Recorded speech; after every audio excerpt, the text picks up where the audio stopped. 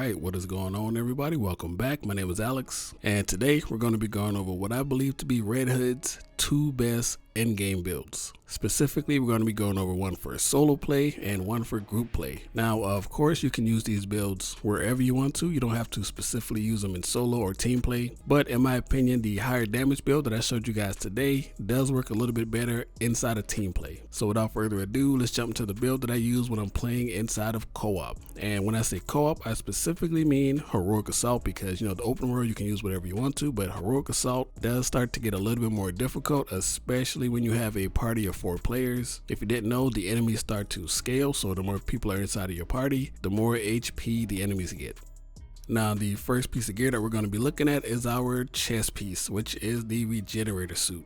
This is a really powerful suit, especially for survival, with the first perk being untouchable shell, which increases our defense when our HP is full. Not all that useful, but it does come in handy. You don't have to think about it if you have full HP. Not bad, but not the best. And then we have knockout shell. Whenever we use an ability, it increases our armor for a short duration. Also not that great, but it is good to have inside of your back pocket, and you can just activate it without really thinking about it. But the real reason that we use this suit is the ruthless heal. This thing is amazing. This will keep you alive pretty much indefinitely, and what the ruthless heal does, it grants you health over time after dealing critical damage. And if you're playing Red Hood, you should always be trying to get headshots, which of course result in critical damage. The suit also comes with 3 mod slots, and of course we're using 3 level 60 HP mods. Next up is going to be our melee weapon, and for this one we are using the jumpstart pistols.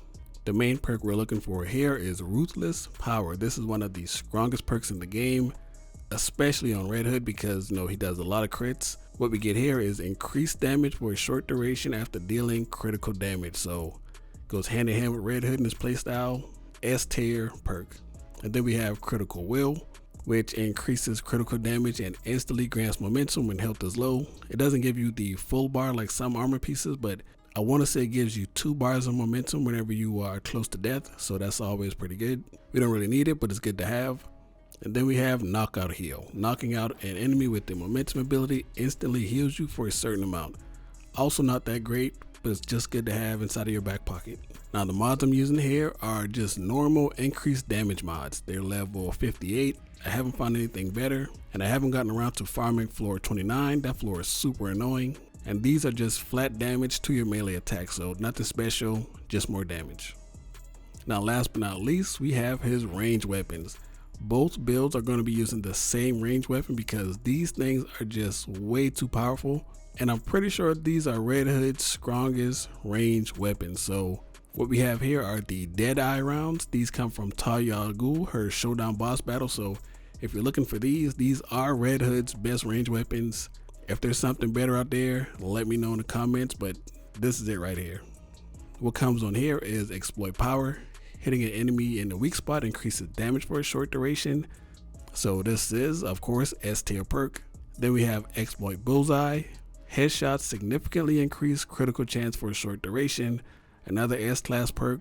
These two together are actually insane. And then we have Ruthless Shell. This is just good for survivability, increased defense for a short duration after dealing crit damage. So all in all, these are Red Hood's best range weapons. And the fact that you can get these in a guaranteed drop automatically pushes these up to the top of the list. Now, the mods you want to use here are pure crit damage mods. You don't need anything else. You're going to be able to crit no problem.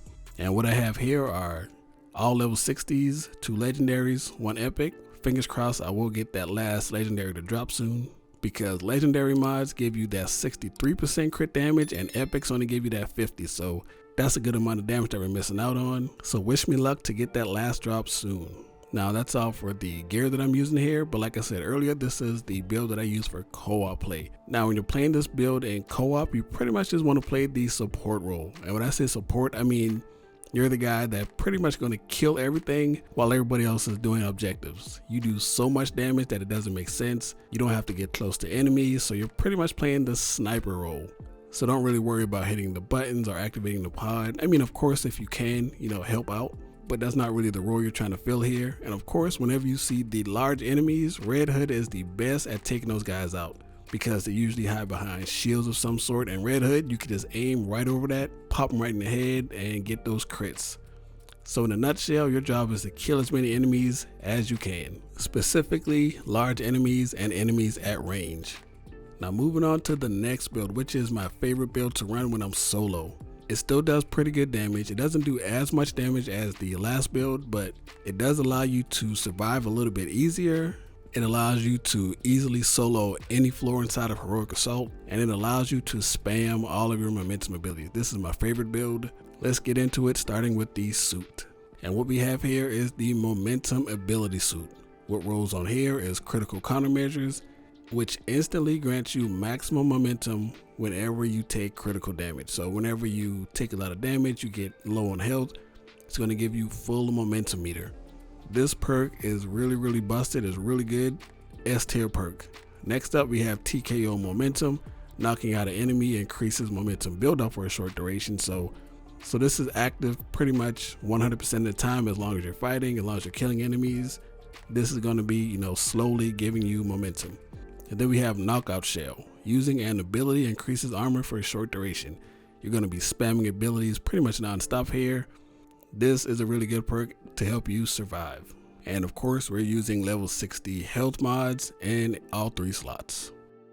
Now moving on to the melee weapons. There are a couple different melee weapons you can use here. I'm using the high ability pistols, but you could also swap these out with the regenerator pistols. It could be legendary or epic, it doesn't matter. The main perk we're looking for here is technical fighter. This is another S tier perk. This thing is amazing. What it does, it heals the wearer and increases base damage after using an ability. And since this build revolves around spamming momentum abilities, this perk is always going to be active. We're always going to be getting base damage increase. And this counts for everything. Your weapons, your melee, your momentum abilities, everything gets a damage boost. The next perk we have here is knockout momentum. Knocking out an enemy with a momentum ability increases momentum build up for a short duration. This does stack with the chest piece, but you can get away with the build without having this perk, so there is still some flexibility here. So if you can, lock yourself down a high ability pistol or a regenerator pistol. And moving on to the range weapons, like I said earlier, we're using the same exact range weapons from the last build. These are hands down one of Red Hood's best range weapons. Now if you decide to use this build, it's pretty simple to use. You pretty much just kind of do whatever you want to do. Let yourself get beat up, don't worry about healing. As soon as you drop health, start using your abilities. It's going to knock you back up to full health. You're going to get increased base damage on everything. And what this build pretty much does is allow you to be really lazy while you play the game. You don't have to think about a whole lot. You just kind of play. You do a lot of damage. You get a lot of heals. And you get to turn your brain off and just play the game. Now this is my favorite solo build, but you can actually use this in team play. It's not as good, it's not as potent because the enemies don't focus you down. Sometimes they're shooting at you, sometimes they're shooting at your teammates, so you can use it in co-op, but it's better for solo play. And that is all I got for you guys today, man. Let me know if you guys got any other Red Hood builds that you want me to try out. Are there any better builds out there?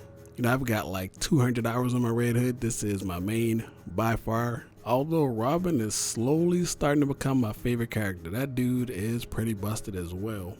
So I hope you guys enjoyed the video. If you did, please leave a like, comment, subscribe, all that shenanigans down below. And I shall catch you guys next time. Peace.